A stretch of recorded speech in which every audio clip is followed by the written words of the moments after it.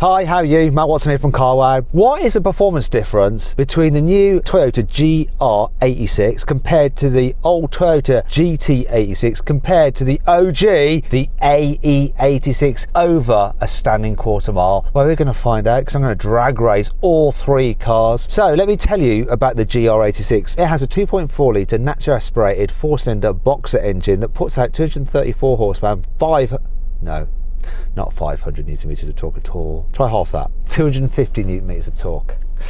Drives the rear wheels via a 6-speed manual gearbox. It's not actually that heavy, weighs 1,270 kilos, and the price, I think it's good value for money at £30,000, though good luck buying one. They're all sold out, which means if you want to buy one, you have to pay somewhere a lot more than the list price. Anyway, let's find out about the GT86. And we've got a guest driver. It is Ben Collins, the former Stick.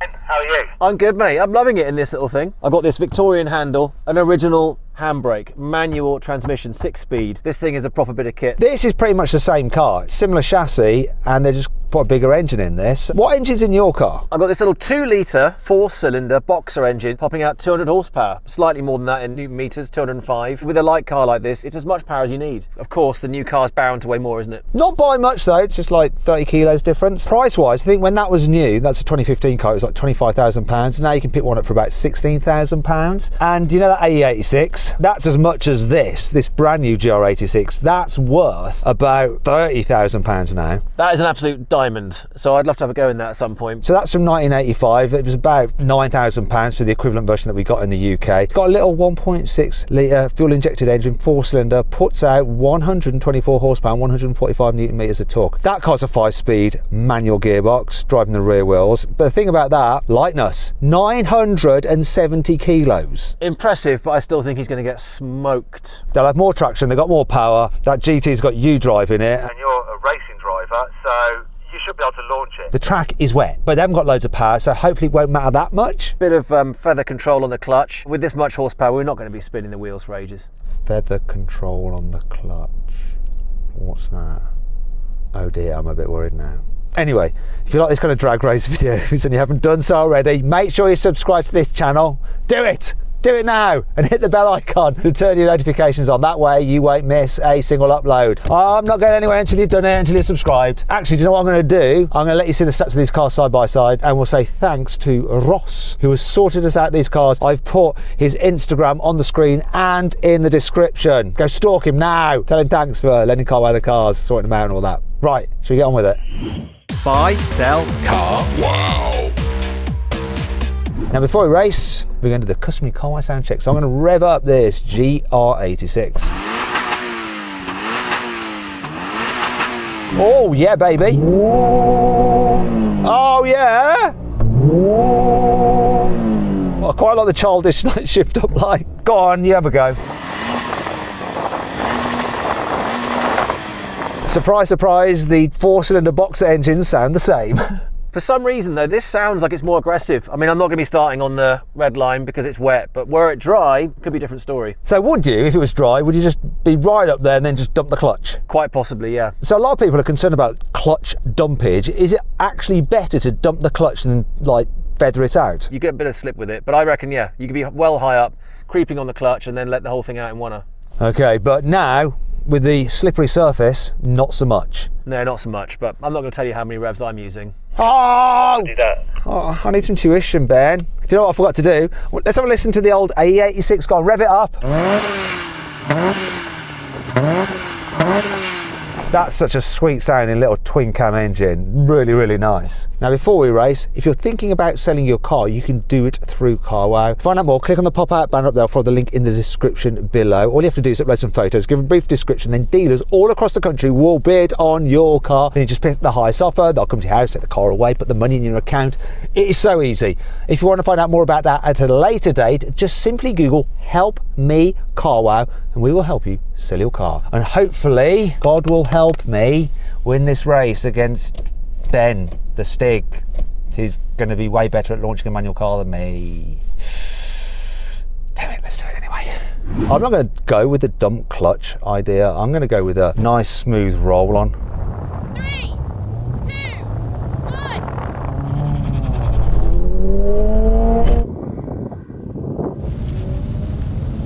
Beat Ben off the line.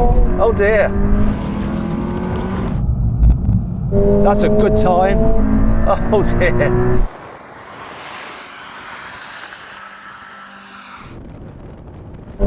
It's a really good time. Woo! Not gonna lie, Ben, I absolutely destroyed you. You did, but you're going to give me a second shot, aren't you? Oh, I don't know if I'm gonna do a better launch than that. That's the only problem. That was so good. To me, it looked like a perfect launch, and then the power got going as well. I'd love to try something different with this one. So I had my traction off, and that didn't really work very well because it wheel spun and then it bogged. So I might try something different. Come on, you know you want to. Okay. Well, you're not going to talk about the AE86, the OG, the granddad that was ahead of the GT at the 8th mile. What? Ben! You let yourself down. You got beaten off the blooming line by that old timer. I'm just going to head out of here, I think it's best. I guess we've got to do it again. So Ben, what I did, actually I won't tell you what I did. You weren't going to tell me what you were going to do. So I'm going to keep my methodology secret. I think you're using revs and traction on. Wrong. I'm using it in sports, traction off and just pulling away. You don't know that. I won't tell him. I want to win. 3, 2, 1.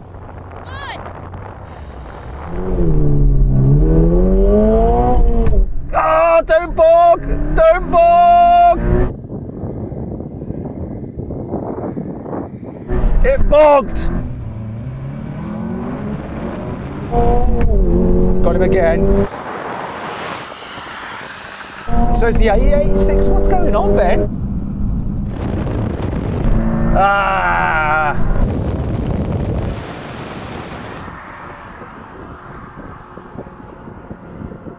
What's your excuse this time? No excuses. To be fair, I mean, you guys are making great launches. I mean, that's about as good as I can get off the line with this thing. I've tried 2 different ways, both failed. It just bogs. It basically spins its tyres off the line and then bogs down, and you guys just go forward like vultures. I'll tell you what I'm doing. I've got traction off. I've got bugger all revs on the handbrake and then just accelerating. That's my trick, Ben. I've given you the detail. Try again. 3, 2, 1. No, for Pete's sake! Bit of a spin there. Woohoo! We're off! Oh, come on!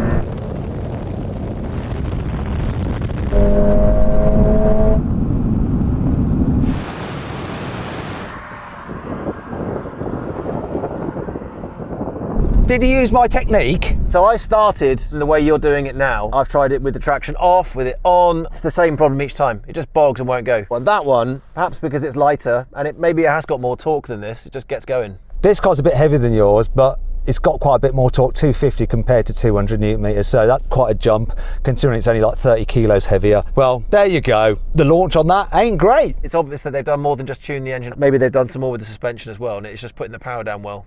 And maybe the upgrade to Michelin Pilot Sport 4S tyres. Did you beat the AE86? Eventually. To be fair, he's been nailing me every time. It's quite consistent and depressing, but it was close. It was probably the closer of the 3. So then what exactly happened? Well, the GR86 won, completing the standing quarter mile in 14.6 seconds. The GT86 came second, taking 16.5 seconds, and the AE86 was last, crossing the line in 16.9 seconds.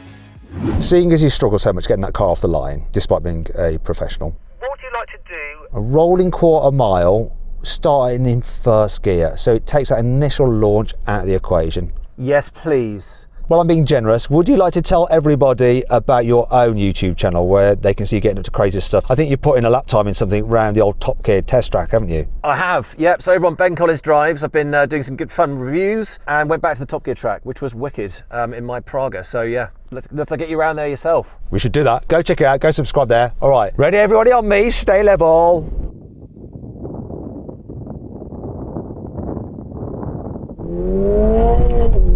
Bit of wheel spin there. This is so much quicker. You can really see the difference. But I beat the old codger at least. Really see the difference.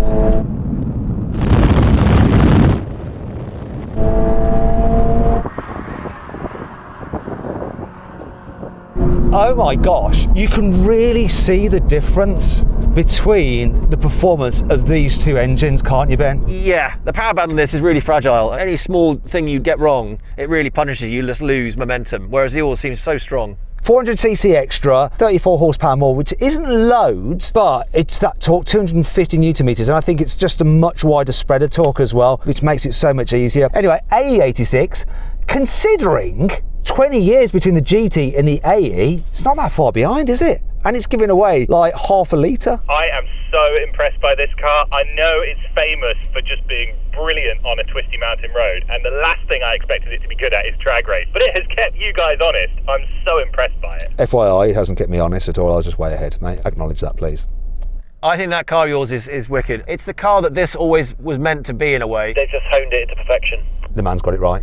Okay, now we're going for a rolling race from 50 miles an hour, cars in third gear. 3, 2, 1, go. Oh, look at that. That's interesting. Look at it, just gapping the GT. Keeps on gapping. Matt is just loving it. He's up there, gloating.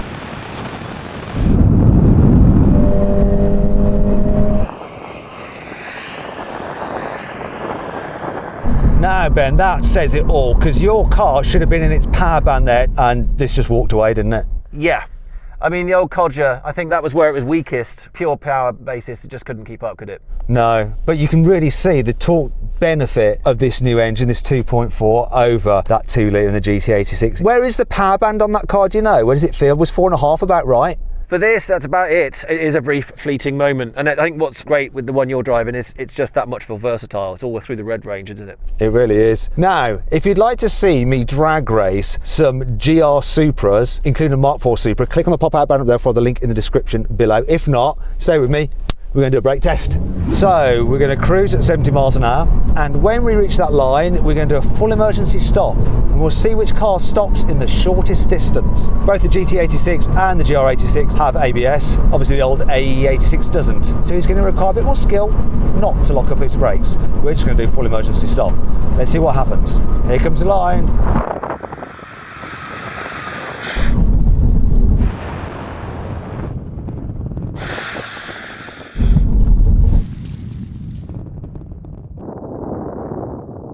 Well, there we go. So the two modern cars stopped in very similar distances because similar weight, similar chassis and ABS. Whereas the old car without ABS, you can really see the benefit of ABS, can't you? I was surprised by that, but yes, I think if the track had been dry, he'd have stopped a lot shorter, even with the wheels locked. But in the wet, you're right, it's just doubled his braking distance, hasn't it? And that is why all new cars have had to have ABS for blooming ages. That's the reason there. Anyway, if you're after a sporty car that's a bit more practical than these, I found one through Carwow with a interesting offer on it. If you want to find out what the car is and the offer, click on the pop-out banner up there for the link in the description below. Anyway, I hope you'll enjoy the video. If you did, give it a like. Let me know in the comments below.